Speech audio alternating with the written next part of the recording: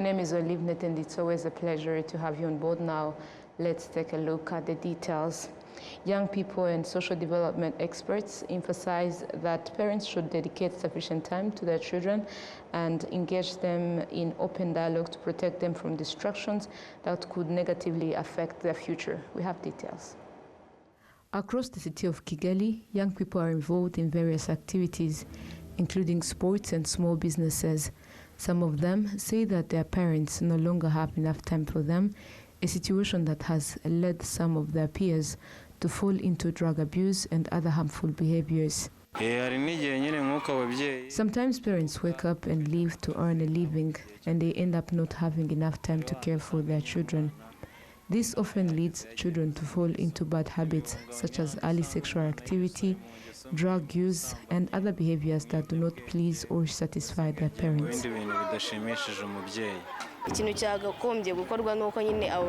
What should be done is for parents to encourage dialogue and make time to be close to their children. According to their age and level of understanding, parents should talk to them about how they are expected to behave and also guide them in shaping a positive and meaningful future.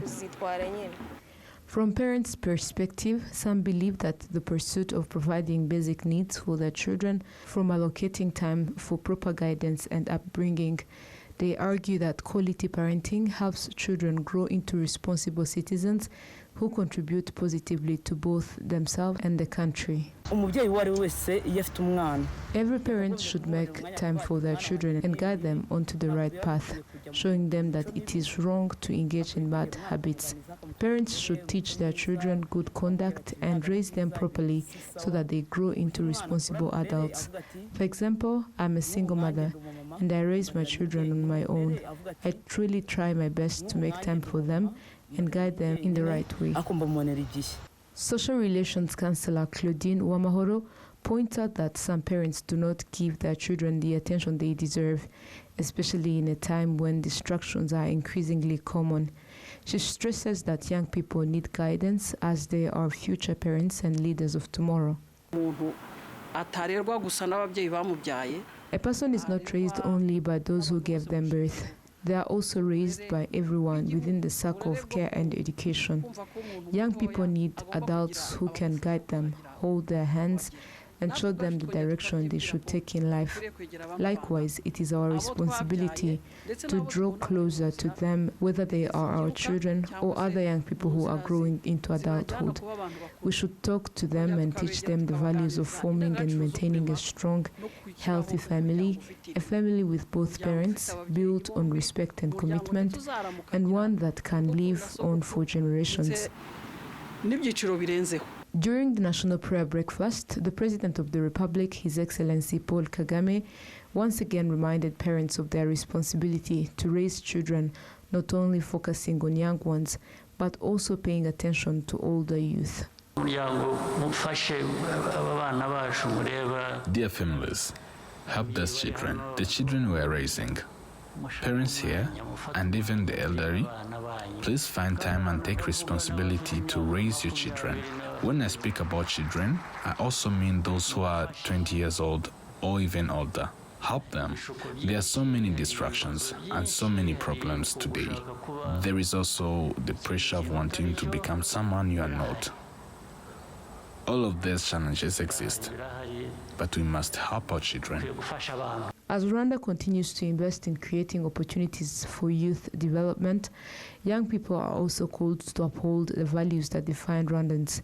This is particularly important given that youth make up the largest proportion of the country's population. Now moving ahead, statistics from the National Bank of Rwanda show that the value of goods Rwanda imports and then re-exports has increased fivefold over the past 15 years, enabling the country to earn about 15% of the value of those goods. And Gladys takes us through.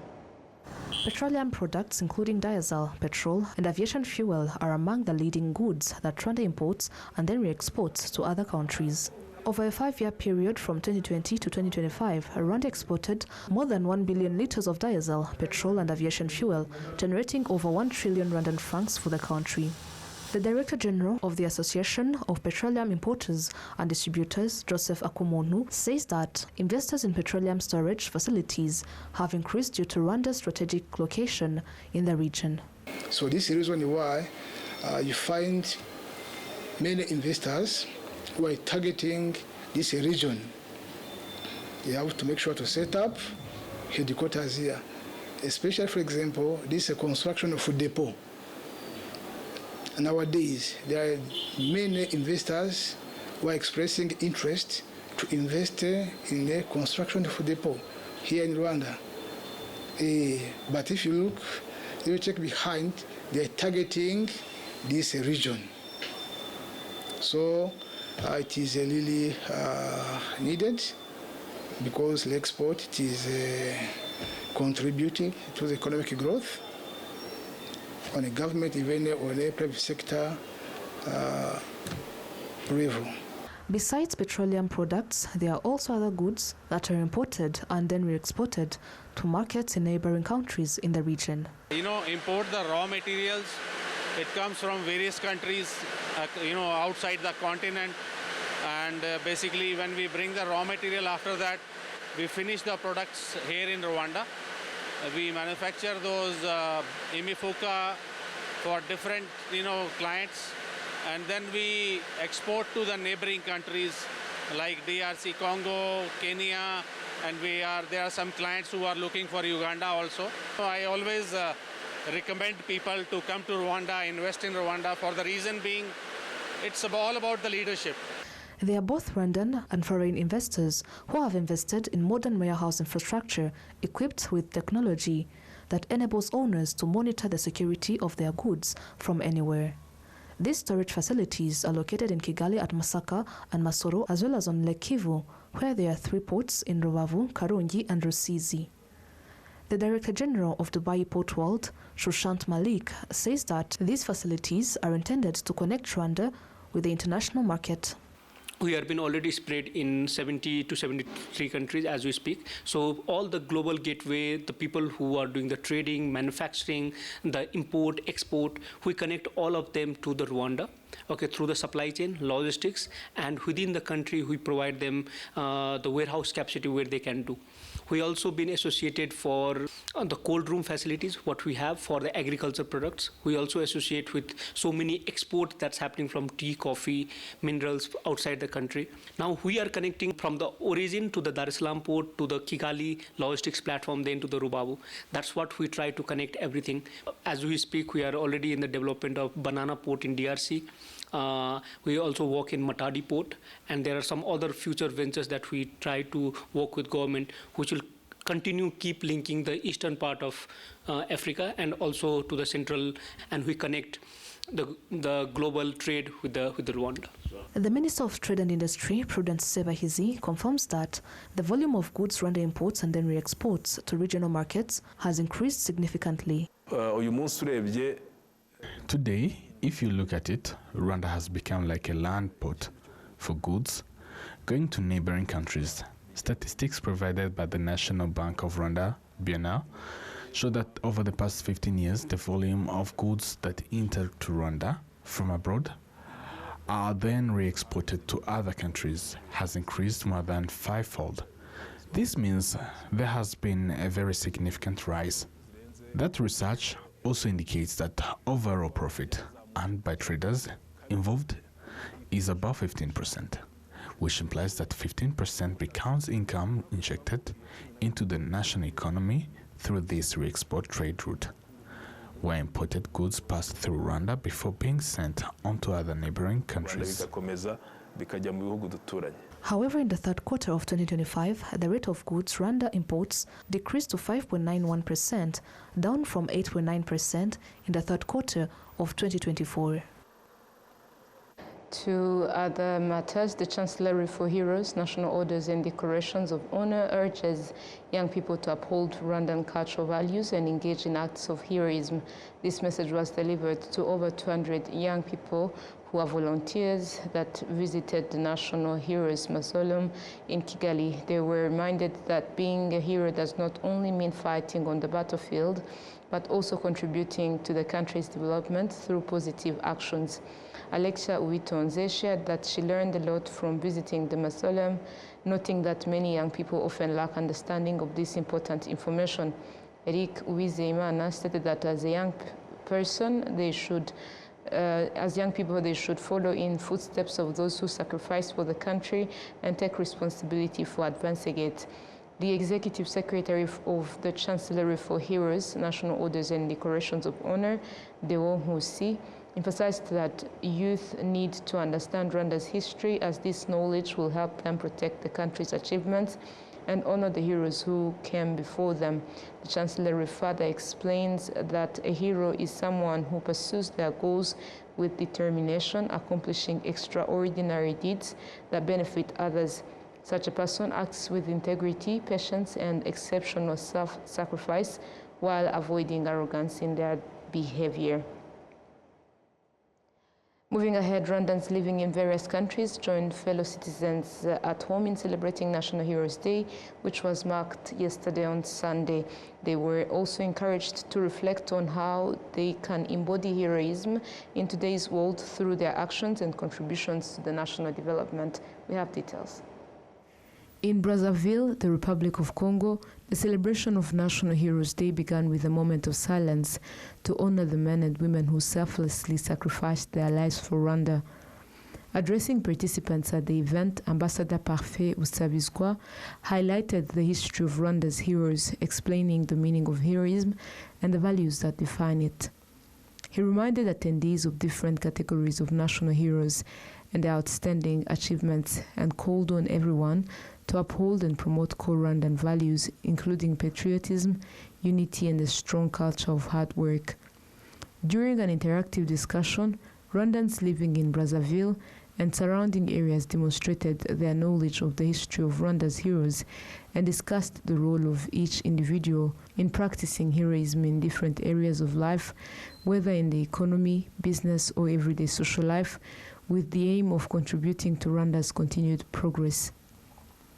In his closing remarks, Ambassador Busabizwa emphasized that heroism is not defined by words alone, but by actions that honor the country wherever one may be. He also urged parents to continue preserving Rwandan culture, with special emphasis on promoting the Kinyarwanda language as a symbol of national unity. He encouraged them to speak it proudly and to pass it on to their children. In Kenya, Rwanda's Ambassador Ernest Rwamucyo described the National Heroes Day as an important opportunity to honor those who made great sacrifices for the nation at different times in its history. He noted that the values of unity and patriotism remain just as relevant today as Rwanda continues its journey towards sustainable economic growth and improved social well-being. He made these remarks during National Heroes Day celebrations held in Nairobi on Sunday, which brought together more than 400 participants, including members of the Rwandan community and Friends of Rwanda. Meanwhile, Rwandans living in Turkey, including students, professionals from the private sector, many of them graduates and staff of the Rwandan embassy, also came together to celebrate National Heroes Day. The event featured discussions led by the ambassador, retired Lieutenant General Charles Kayonga. Participants were taken through the history of heroism in Rwanda and engaged in discussions on the meaning of heroism in the present day. Special emphasis was placed on encouraging the youth to strive for heroism and to actively contribute to safeguarding and building upon the country's achievements. The National Heroes Day celebrations were preceded by the annual general meeting of Rwandans living in Turkey, held on January 30th, followed by a retreat on January 31st. During these gatherings, young people held in-depth conversations on the theme of heroism and their role in protecting and sustaining the gains Rwanda has made. The celebrations also featured volleyball and football matches, as well as cultural performances. They concluded with the planting of a tree of heroism at the Rwanda-Turkey Friendship Garden located at Dutch University. Now, residents living near forests inhabited by wild animals, not in protected reserves, say they are worried because these animals cause damage, but they do not receive compensation for the losses. This is an issue that parliamentarians say needs special advocacy, including expanding the list of animals for which the government pays compensation when they cause damage to residents. The animals include monkeys, baboons, snakes such as pythons, and wild dogs. They mostly damage residents' property, especially crops and livestock, and sometimes even into homes. However, residents say they do not know where to report claim compensation. Parliamentarians point out that the fact that there are some wild animals that harm residents but are not yet included on the government's compensation list is a problem that requires special advocacy. The acting Director General of the Special Guarantee Fund, Niwakure Florence, says the current list includes 17 animals living in protected reserves that are compensated by the government when they cause damage, but other animals, including those living outside protected reserves, are not covered because they are not provided for by the law. Telesfor Ngoga, an employee in the department responsible for national parks management at the Rwanda Development Board, says that a law is being prepared to include other animals such as monkeys so that those affected by them can receive compensation. The report of the Special Guarantee Fund for the year 2025 shows that complaints from residents about damages caused by animals from parks have more than tripled in the 5 years, with more than 26,000 complaints received across Rwanda since 2019. From January 2025 to March 2025 alone, 11,480 complaints were received. In the year 2023-2024, 11,602 complaints were received compared to 3,769 complaints in 2019-2020.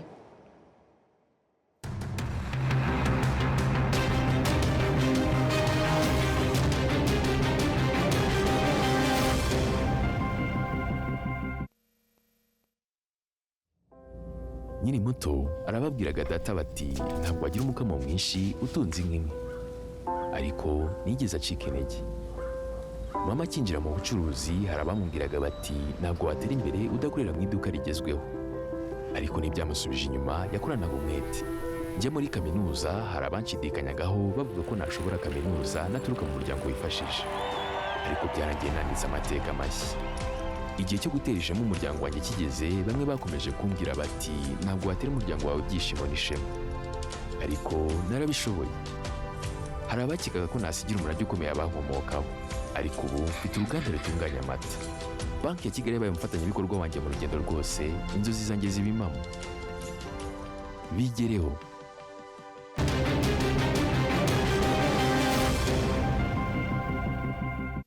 And this marks the end of tonight's bulletin. Thank you so much for staying with us and listening to what we had prepared for you. Now, we wish you a productive week ahead. Stay safe.